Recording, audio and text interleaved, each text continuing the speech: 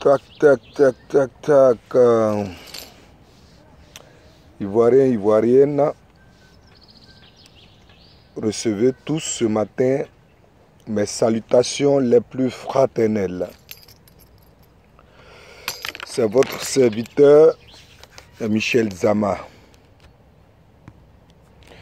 J'ai pu être présenté à certaines personnes, surtout à mes abonnés. Ce matin, je n'oublierai pas de dire mes salutations à Ismaël Touré. Oui, Ismaël Touré, quelqu'un aussi qui me suit. Big up à toi depuis ta position. Akram Dabo.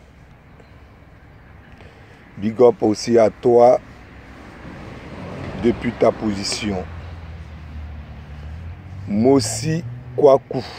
Oui, c'est ça. Je suis sûr que c'est un profil qui n'est pas exact. C'est pas, je dirais, c'est pas son vrai nom. Mossi Kwaku. Bon, au cas où c'est ton vrai nom, reçois un big up. ACA8M qui me suit aussi depuis ta position, reçoit un big up. À Adji Benji, Zamblé Bitra Albert, Madissou Kalo, Michele Gondo, depuis votre position, recevez un big up ce matin. À Ambe Joseph, Innocent Ake, toutes ces personnes-là sont des nouvelles personnes qui se sont abonnées sur ma page pour suivre avec moi les actualités du pays. À Alain Marc, je ne pourrais que citer ceux-là. Et pour ceux que je n'ai pas cité leur nom, ça ne veut pas dire plus ou moins que je ne les ai pas dans mon répertoire, je les ai. Mais je ne vais pas me permettre là de citer tout le monde. Si je devrais citer tout le monde, ça allait être plus ou moins une perte de temps. Mais quel que soit là où ils sont, recevez un big up depuis vos positions. Bon, ce matin, bon, je ne dirais pas ce matin parce que là, il est pratiquement... là, je n'aurai pas le temps de voir l'heure sur mon téléphone, mais je pense déjà que nous sommes dans l'après-midi. Donc, j'étais disant, pour ceux qui ont pour habitude de me suivre, je me présente encore à nouveau. C'est Michel Zama.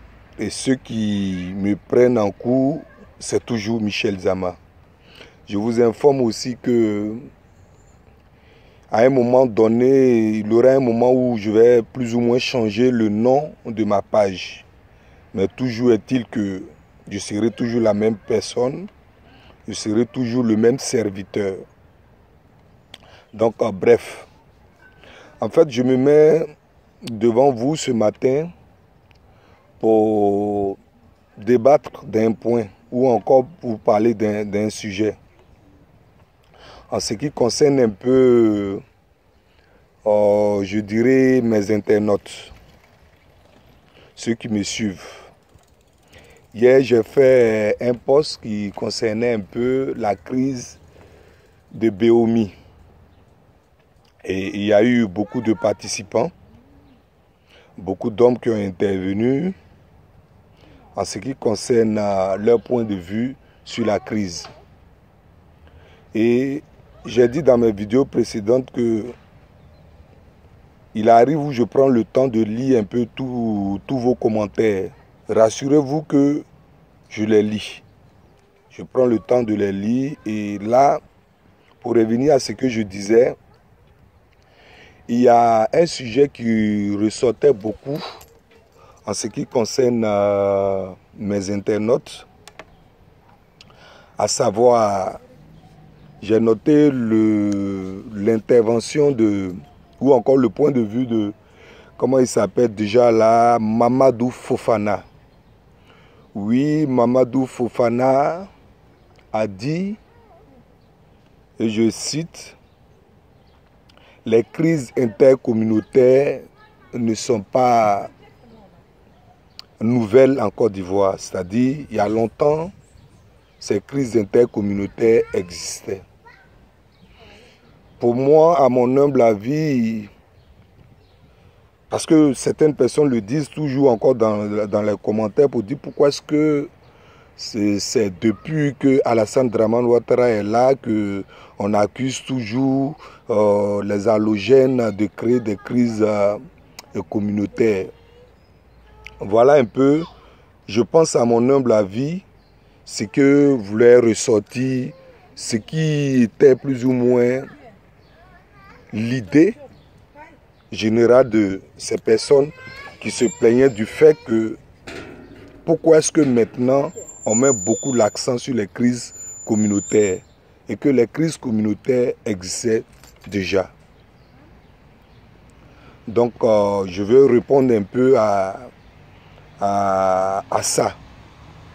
Mais avant de répondre,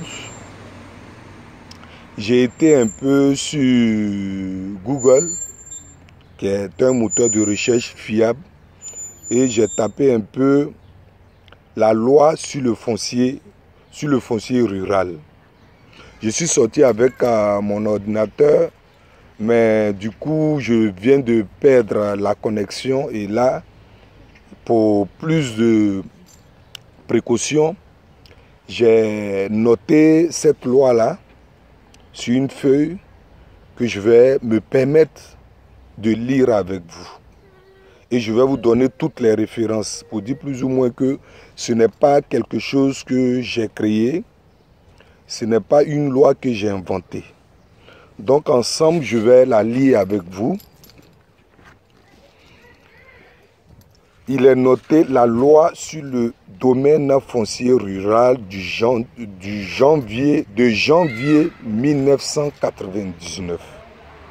Vous notez bien, parce que après avoir lu, pour votre recherche, votre propre recherche, vous pourrez aller sur Google et puis taper la loi sur le domaine foncier rural de janvier 1999. En fait, cette loi a été votée en décembre 1999. Mais elle a été mise en application en janvier 1999. Je répète, la loi a été votée en décembre 1998. Mais elle a été mise en application en janvier 1999. Et il est écrit ceci. La loi régissant sur la propriété dans le domaine foncier rural a été adoptée à l'unanimité. On va d'abord s'arrêter sur le mot unanimité.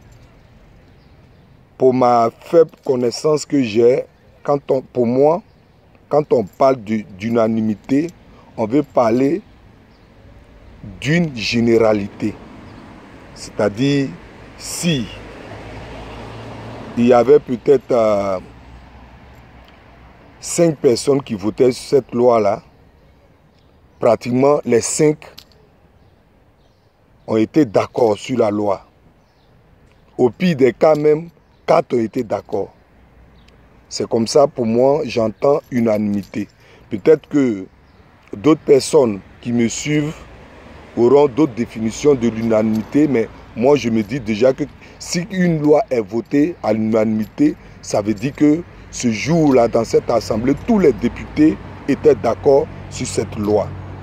Et concernant les députés dont je parle ici, tous les députés qui étaient présents à cette époque, en 1998, on avait les députés RDR, on avait les députés PDCI et aussi les députés FPI. Il y avait d'autres députés, peut-être indépendants, tout et tout, mais à cette époque-là, jusqu'à aujourd'hui, c'est ces 3 partis-là qui sont toujours, je dirais, qui sont les trois grands partis de la Côte d'Ivoire que nous savons. Donc, je reprends pour dire que le foncier rural a été adopté à l'unanimité par l'Assemblée nationale en décembre 1998. Tous les partis politiques étaient alors tombés pour réserver aux seuls Ivoiriens le droit à la propriété de la terre agricole. Donc ici, pour moi, j'entends ici aux seuls Ivoiriens le droit à la propriété de la terre ivoirienne. Donc la terre ici appartient aux Ivoiriens. C'est eux qui sont les propriétaires. Ça, c'est, je dirais, ma simple interprétation. Peut-être que d'autres personnes interpréteront encore mieux que moi, mais c'est ma façon à moi d'interpréter cette loi. Donc cette loi ici nous dit que seul l'Ivoirien est propriétaire de terre. Ok, je continue. Les signataires de Macoutsis n'ont pas remis cette législation en question. On sait plus ou moins quels sont ceux qui ont été les signataires de Macoutsis.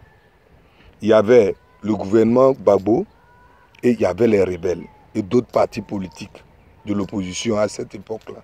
On dit que les signataires de Macoutsis n'ont pas remis cette législation en question. C'est ce que cette loi-là dit.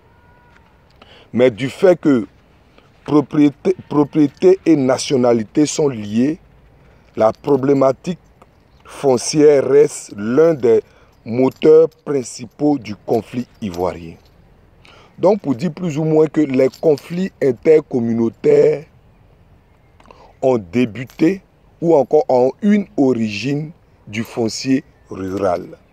Ça c'est comme ça je prends la chose. C'est comme ça que j'interprète ce texte.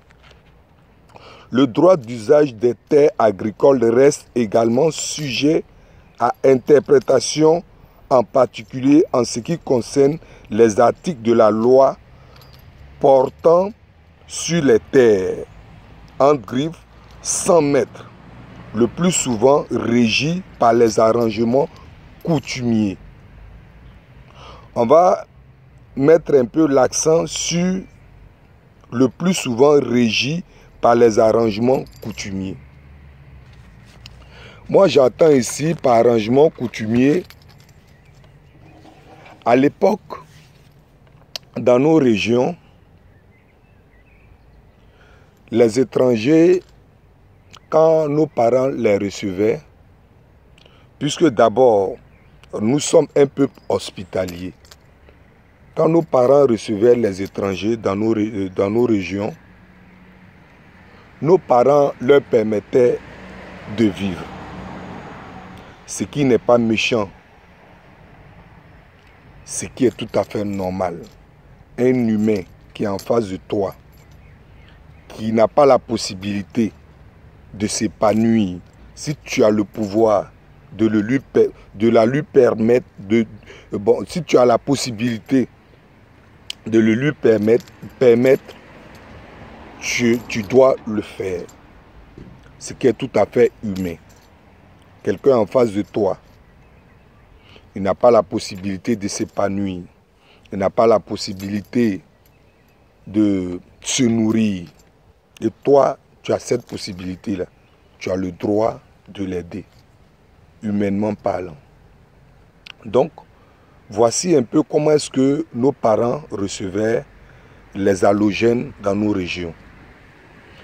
Il a sa plantation, par exemple, de cacao. Et voilà que l'halogène qu'il a accepté chez lui n'a pas la possibilité. D'abord, il accepte à ce que cet halogène travaille dans sa plantation. Et à un moment donné, d'abord quand il travaille dans la plantation, il peut lui dire, bon, tu vas faire la cueillette et la cueillette, tu auras un quart de la récolte. Voici un peu un des contrats que nos parents passaient avec les halogènes. Et à un moment donné, quand ils constatent, c'est-à-dire nos parents constatent que l'halogène n'a pas un endroit où cultiver soit peut-être son maïs pour faire son kabato.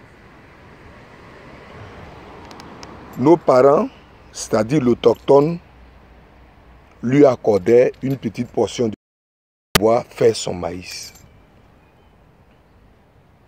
Voici encore l'un des contrats qu'il passait avec eux. À un moment donné, après avoir fait peut-être le maïs, si l'allogène est gentil, si l'allogène vraiment est accepté dans la famille, puisqu'ils savaient bien le faire, les allogènes, ils étaient très gentils avec les autochtones. Donc par compassion, en retour, nos parents pouvaient plus ou moins leur donner cette terre qu'ils leur avaient donnée pour cultiver le maïs. Mais quand on donne une terre à une personne de cette façon-là, ça ne veut pas dire que cette terre t'appartient. À un moment donné, c'est-à-dire les enfants de ce dernier-là, plus tard, ils peuvent réclamer la terre que leurs parents leur a donnée. Je trouve que c'est normal, ce n'est pas quelque chose qu'ils ont acheté. Et d'ailleurs, quand ils travaillaient dans la plantation de nos parents, ce n'était pas aussi de façon gratuite. Ils étaient récompensés. Puisque j'ai dit tout à l'heure qu'ils recevaient au moins un quart de la production. Donc, ces personnes-là recevaient ces terres-là en guise, si vous voulez, de gentillesse de nos parents, en guise de reconnaissance de nos parents. Mais ces terres-là, ils n'étaient pas propriétaires de ces terres-là. Ça, c'est un premier cas.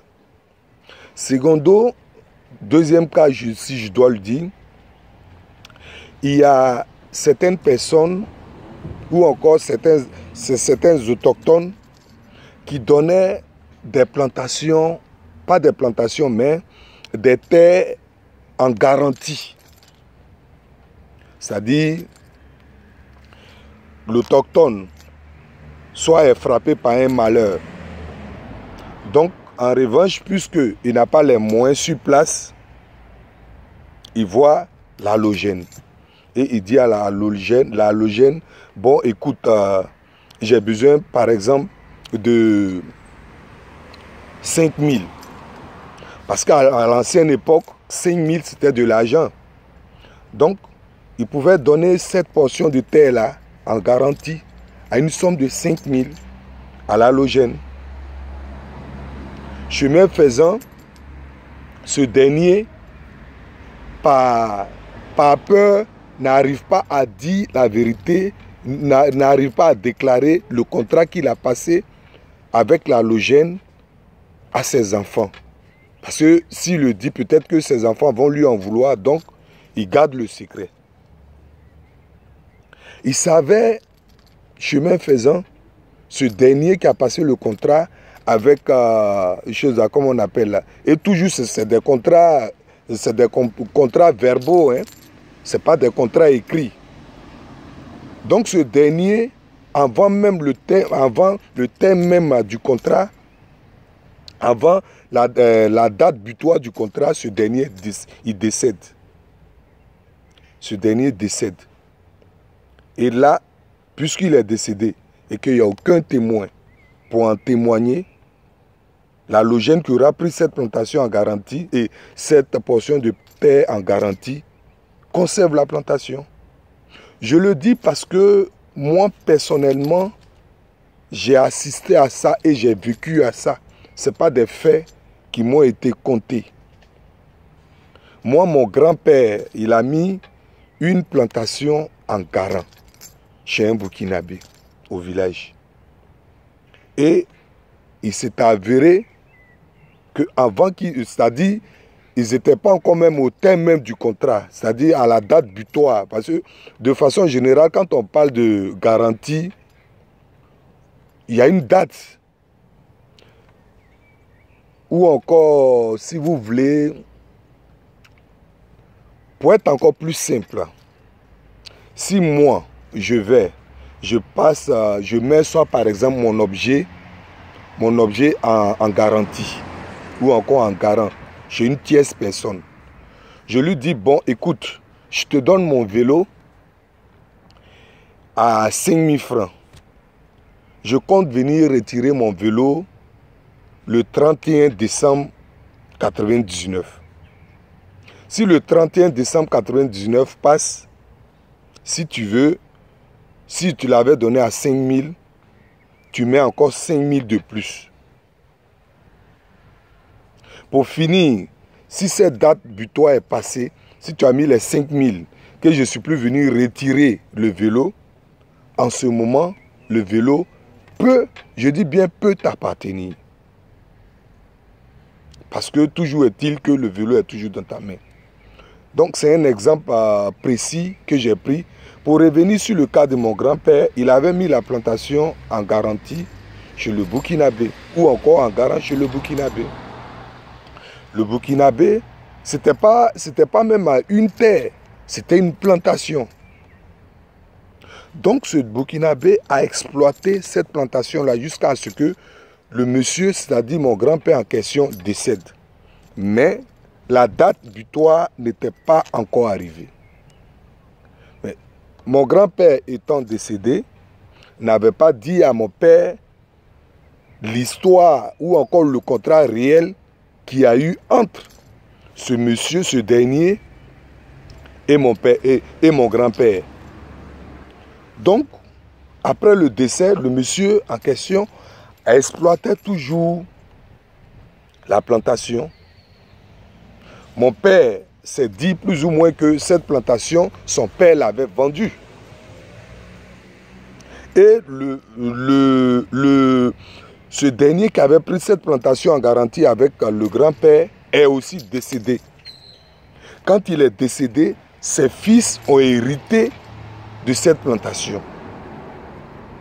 Mais puisque on dit toujours dans la vie, la vérité prend toujours, le mensonge prend toujours l'ascenseur, mais la vérité toujours la rattrape.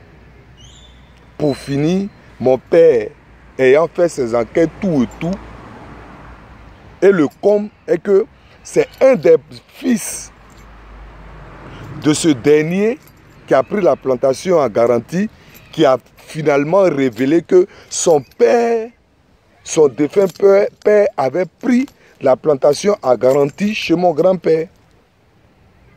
Tu vois, autant pour moi, vous voyez. Donc du coup, c'est devenu un problème. Mon père ayant su que la plantation qu'occupent les enfants de ce dernier était en garantie, que son père avait mis en garantie pour finir, mon père a commencé à réclamer la plantation. C'est devenu des histoires, mais pas jusqu'à aller se tuer, pas jusqu'à aller se macheter. C'est une affaire qui a été à la justice plusieurs fois à la chefferie. Pour finir, mon père avait pris possession de cette plantation. Pour dire plus ou moins que c'est des choses, ou encore c'était des choses qui étaient monnaie courante dans notre région. J'appelle ça des arrangements. Il y a certaines situations aussi où le paysan, sans l'avis de ses parents, se lève et il voit quelqu'un dans le village, un allogène dans le village, et il lui vend une plantation ou une terre. Et l'allogène, sans chercher aussi à comprendre, dans le noir, paye la plantation ou cette terre-là.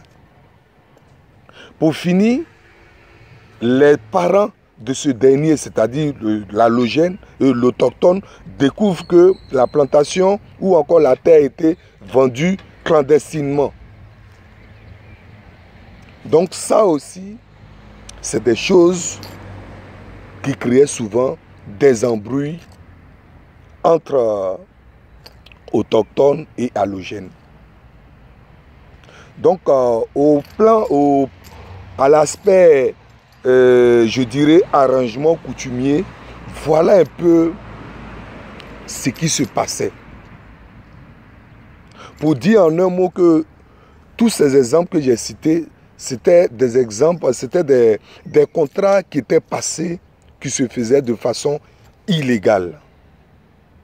Parce que si on a quand même un ministère chargé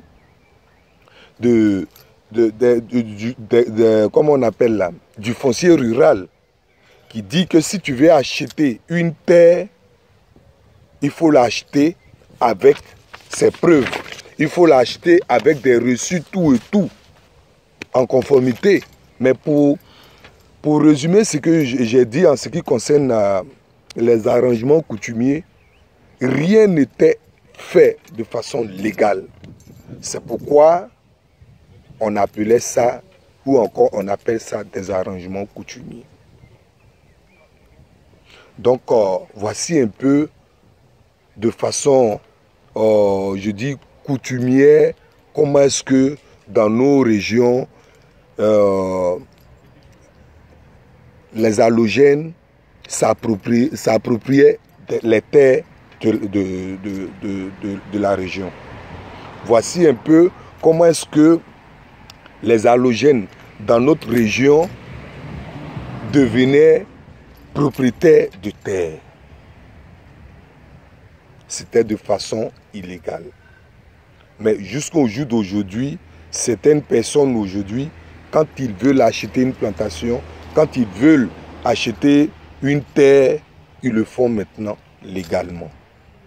Donc voici un peu ce que je voulais expliquer en ce qui concerne la loi du 19 décembre et du 28 décembre 80. C'était quoi là? La loi, où c'est noté là, voilà, la loi de décembre 98. Voici un peu en ce qui concerne cette loi-là. Et vous qui allez aller sur Internet, sur Google, quand vous allez taper la loi 99 concernant le domaine foncier rural, l'intitulé que vous allez lire, ce que j'ai écrit ici d'ailleurs, est « Voici la loi sur le domaine foncier rural en Côte d'Ivoire ». C'est ça l'intitulé. Vous pourriez prendre ça et le lire. Ou encore la lire, cette loi-là. Donc, pour répondre à cette question, pour répondre à cette préoccupation de Fofana, oui, c'est vrai qu'il y avait des conflits avant la gouvernance de Ouattara. Mais dans nos régions, puisque c'était des choses qui se faisaient de façon, qui se faisaient dans un arrangement, c'est vrai, il arrivait où il y avait des conflits, je précise bien, avant 2002, parce que je vais venir sur 2002.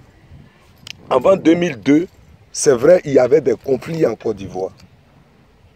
Il y avait des conflits en Côte d'Ivoire, des conflits intercommunautaires, bon, mais qui n'étaient pas aussi accentués. Je dirais aussi que ce n'étaient pas des conflits communautaires sanglantes. Autant pour moi, sanglants. Ce n'étaient pas des conflits communautaires sanglants. C'est des conflits qui arrivaient où pratiquement qui se géraient au niveau du chef du village, tout et tout. Moi qui vous parle, je ne suis pas né en ville. Je ne suis pas né en ville, j'ai fait le village. Et j'étais, depuis, je dirais, 94, j'ai fait pratiquement 15 ans. Chaque année, j'allais au village pour dire plus ou moins que je maîtrise la situation, les situations de nos régions. Les conflits de nos régions, c'est des conflits auxquels j'ai assisté. Et ces conflits-là, c'est des conflits qui se réglaient à l'amiable, puisque de part et d'autre, c'était des arrangements.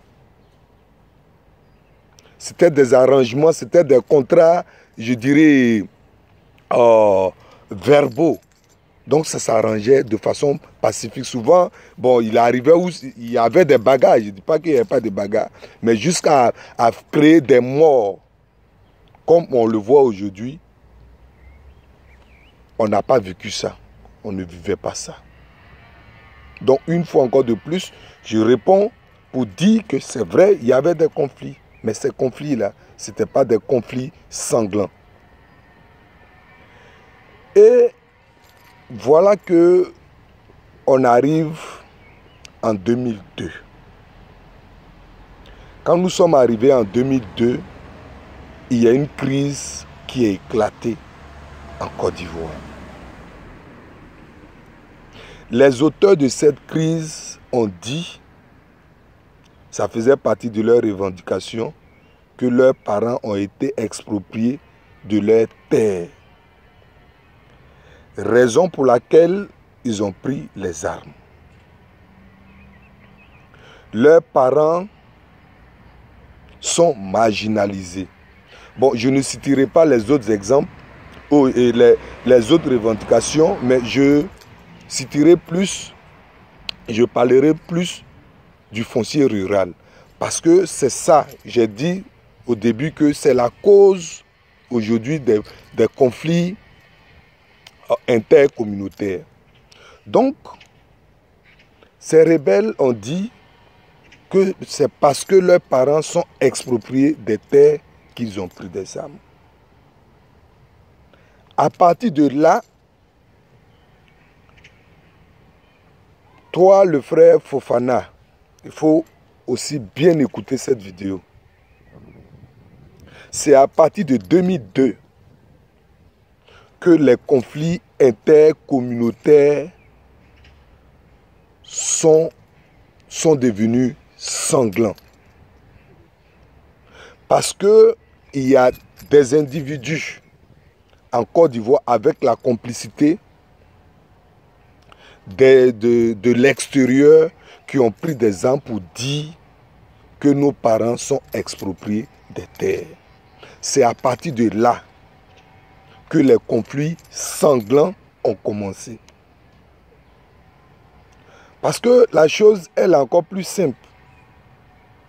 De façon pratique, si moi, je discutais avec une personne pour un problème, ou même je sais que je n'ai pas raison, et il y a un groupe, excusez-moi du terme, il y a un gros bras qui quitte là-bas, qui prend ma défense. Mais c'est fort probable que si moi je vois derrière moi un gros bras qui est là pour ma cause, ça va encore plus me donner des ailes. Ça va encore plus me mettre dans une légitimité. Donc, les halogènes, ayant vu, ayant compris qu'il y a des gens qui ont pris des armes pour lutter pour leur cause, c'était encore tout à fait normal, c'était encore tout à fait légitime pour eux d'avoir la force et combattre celui qui leur avait donné la terre de façon arrangée. Je ne sais pas si je m'explique mieux.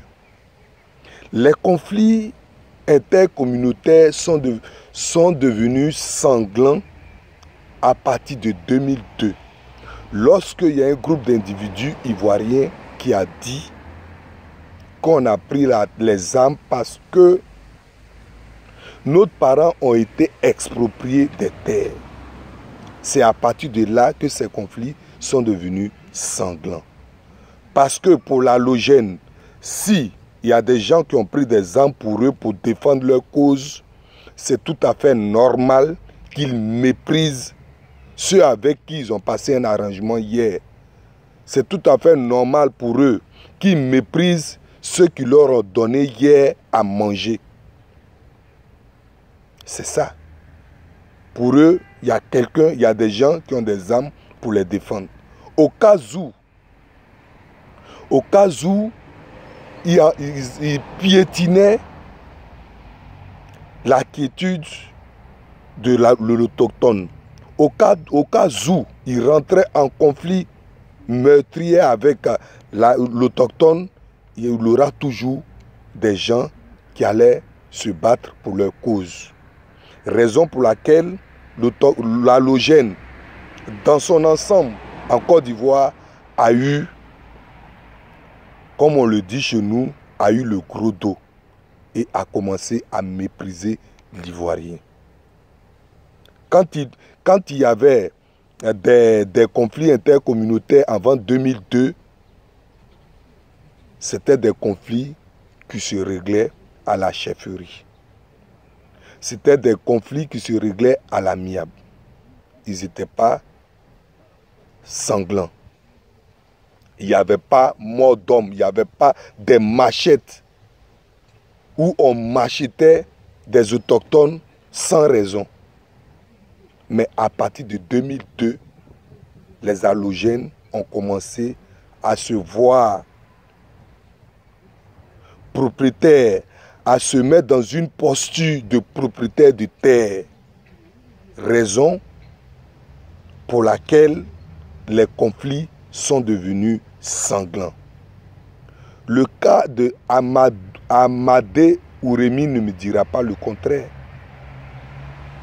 C'est en 2002, à partir de 2002, quand la guerre éclatait en Côte d'Ivoire, que Amadé Ouremi s'est approprié le mont Péco.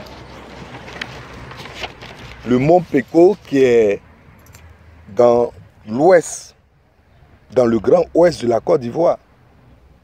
On sait plus ou moins quel a été, ou encore quels a été les agissements d'Amadé Ouremi dans cette forêt. Amadé Ouremi a été l'un des investigateurs de la crise dans le Grand Ouest. C'est lui, Amadé Ouremi, c'est pas moi qui le dis. Toutes les organisations internationales, toutes les ONG en parlent des crimes que Amadé Ouremi a commis dans l'Ouest.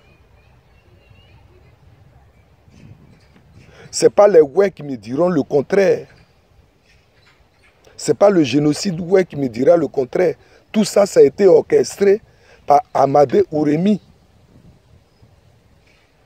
Donc, pour répondre toujours à cette question, c'est à partir de 2002 que les conflits intercommunautaires ont commencé à prendre une allure vraiment très dangereuse. Imaginez un instant un Amadé Ouremi qui était à l'époque maître de guerre, seigneur de guerre dans l'Ouest, et qui avait, comment on appelle là, qui est d'origine burkinabé, pas d'origine burkinabé, mais qui est burkinabé.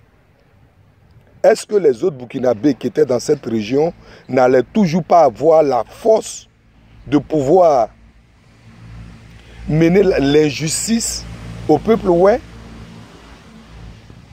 Parce que pour eux, ils avaient déjà quelqu'un qui pouvait les défendre dans toutes les situations.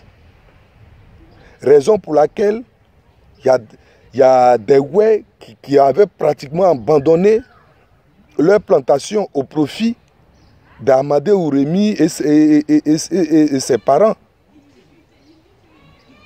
Donc, tous ces événements se situent à partir de 2002, quand les rebelles ont pris les armes. Ce n'est pas le cas de choses, comme on appelle là. Il y a eu aussi une crise communautaire aussi sanglante à San Pedro, les Kroumènes et les Allogènes. Il y a eu la crise de choses comment on appelle ça, la Petite Diokoué et les Allogènes, Guitrozon et contre les Allogènes.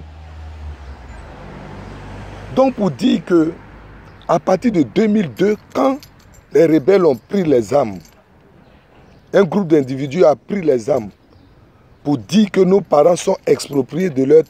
les Ivoiriens ont exproprié leurs parents de leur terre. C'est à partir de là que l'halogène en Côte d'Ivoire a commencé à faire des conflits meurtriers, à poser des actes meurtriers contre ceux qui leur ont donné à boire, contre ceux qui leur ont donné des logements, contre ceux qui leur ont donné plus ou moins des terres pour pouvoir cultiver, se nourrir. Donc, mon frère Fofana, c'est vrai, les conflits avant 2002 et jusqu'à aujourd'hui, ou avant 2002, c'est vrai, il y a eu des conflits. Mais ces conflits-là, ce n'étaient pas aussi meurtriers que ça.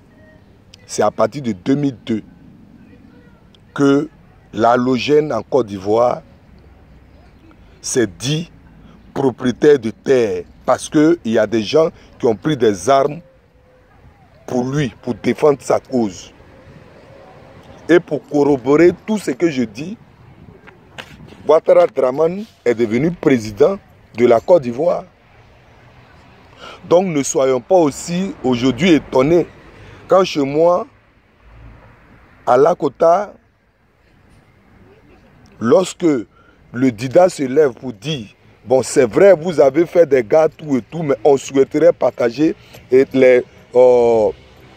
la gérance avec vous. Et qu'en retour, ces halogènes prennent des machettes pour les macheter. Cela ne doit pas nous surprendre. Ou encore, ça ne doit pas vous surprendre. Donc, si Ouattara Dramane aujourd'hui est devenu président, Ouattara Dramane pour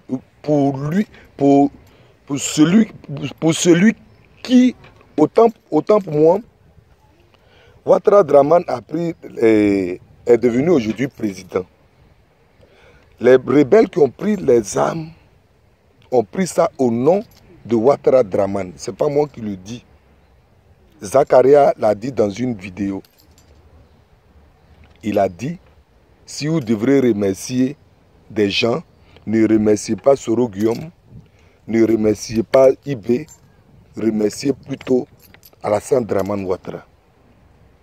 Donc, comme l'étranger en Côte d'Ivoire, je dirais 70% de l'étranger en Côte d'Ivoire se retrouve à Alassane Dramane Ouattara qui est étranger en Côte d'Ivoire, alors ces 70% d'étrangers là se croient tout permis en Côte d'Ivoire. Raison pour laquelle aujourd'hui, quand il y a une crise communautaire, ils ont la force, ils ont toutes les armes qu'ils avaient amassées dans la crise pour pouvoir faire leur sale besoin vis-à-vis de nos parents. Donc, je pense que j'ai répondu quand même à cette préoccupation. C'est vrai, il y avait des conflits. Mais les conflits avant 2002 n'étaient pas aussi meurtriers que ça. Les conflits existent partout dans le monde. Mais ça dépend de la gravité des conflits. Chez nous en Côte d'Ivoire, avant 2002, même il y avait des conflits interethniques. Mais jusqu'à aller se macheter, se tuer, brûler les gens, calciner les gens, c'est des choses qu'on vivait très rarement.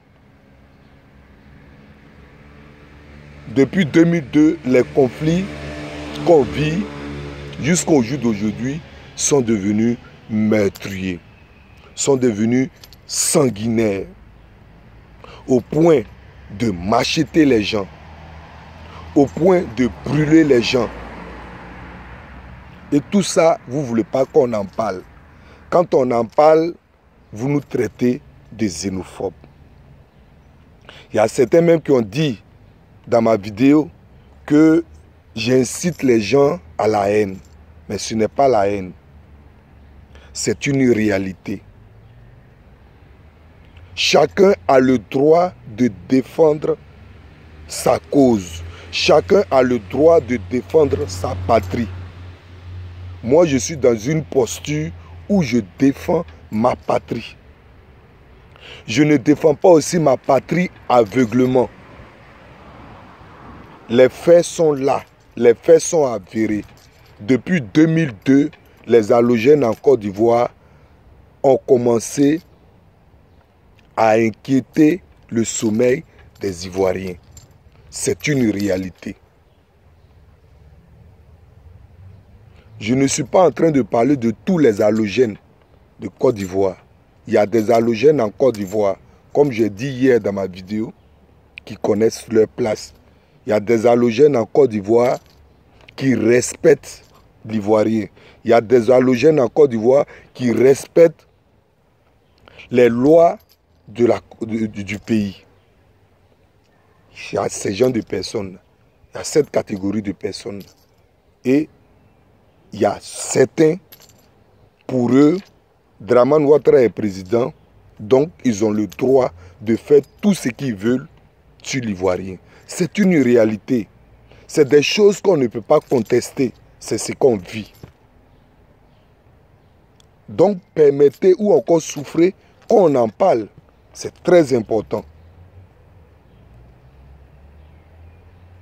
Sachez aussi que vous aujourd'hui qui avez ces ailes contre nous, vous qui avez aujourd'hui vous qui vous dressez aujourd'hui contre nous, sachez aussi que, mettez-vous dans la tête que Alassane Dramane Ouattara ne sera pas éternel en Côte d'Ivoire. Regardez déjà même celui-même qui avait pris aussi les armes pour vous. Guillaume Soro, il s'est retiré d'Alassane Dramane Ouattara. Donc vous devrez comprendre que Alassane Dramane Ouattara partirait un jour. S'il va, comment est-ce qu'on va se regarder? C'est ça la question. Donc aujourd'hui, si on dénonce tout ça, c'est pour que vous puissiez comprendre que vous êtes dans une mauvaise posture. La situation dans laquelle vous êtes, vous vous mettez aujourd'hui pour brimer l'Ivoirien. C'est une situation plus tard qui ne va pas vous arranger. Si vous éternisez dans cette situation, ça ne va pas vous arranger. Parce que quoi qu'on fait, Dramane Ouattara partira du pouvoir. S'il n'est pas mort du pouvoir, même s'il faisait même 100 ans au pouvoir, un jour il allait partir.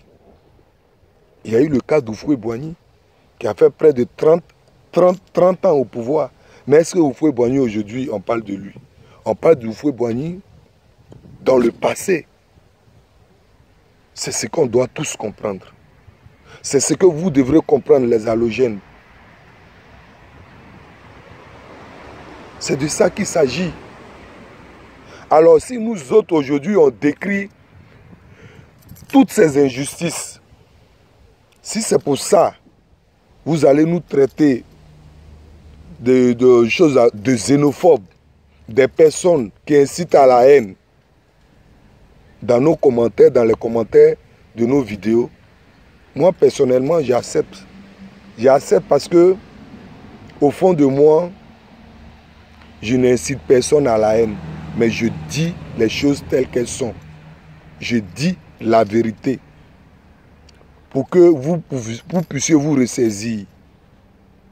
Parce qu'il est encore temps de se ressaisir. Dramane Ouattara ne sera pas éternellement au pouvoir. Donc, je me suis donné un plan de vidéo, c'est de ne pas faire plus d'une heure, de ne pas faire même une heure. Donc, je vais m'arrêter là.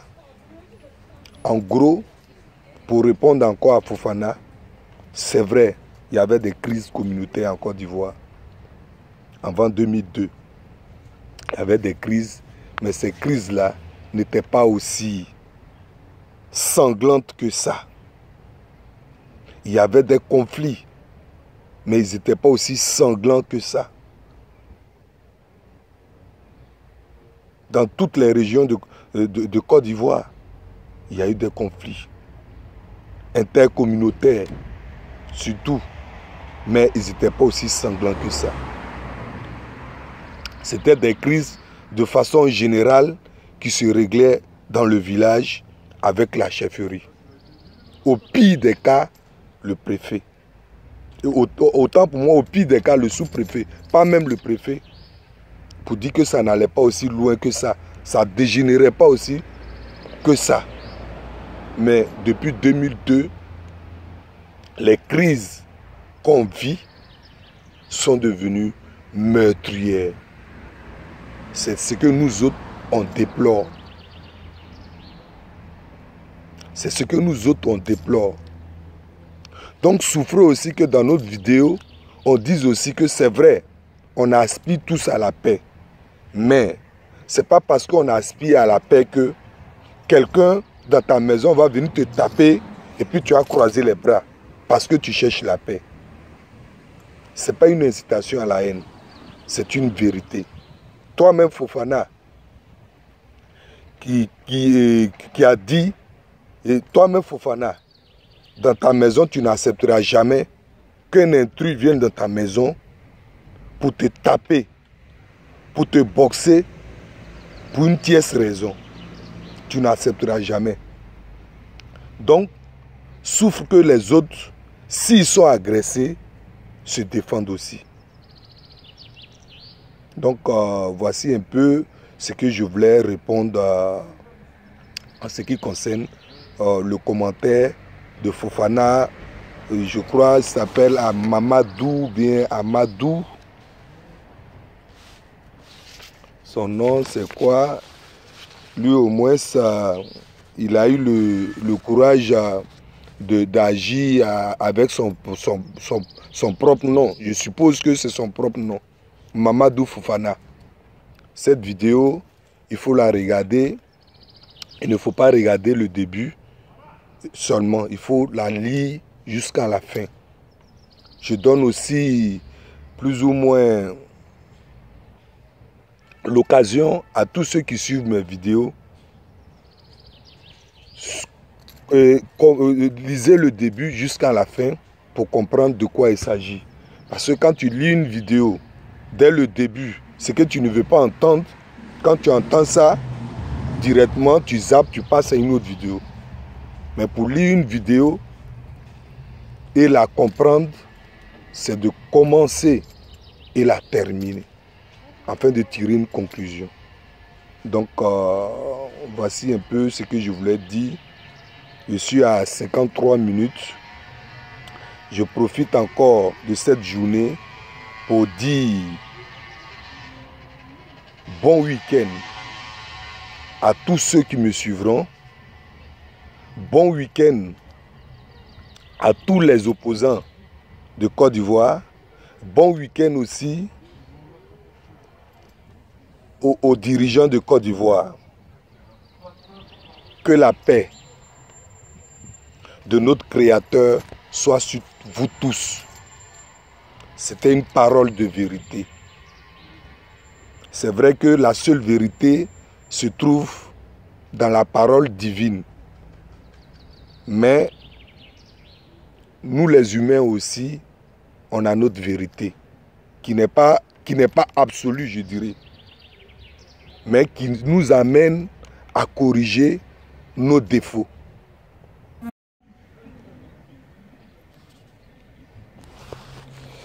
Excusez-moi, on était coupé, donc je termine pour vous dire bon week-end à tous et que la paix de Dieu soit avec vous. Merci.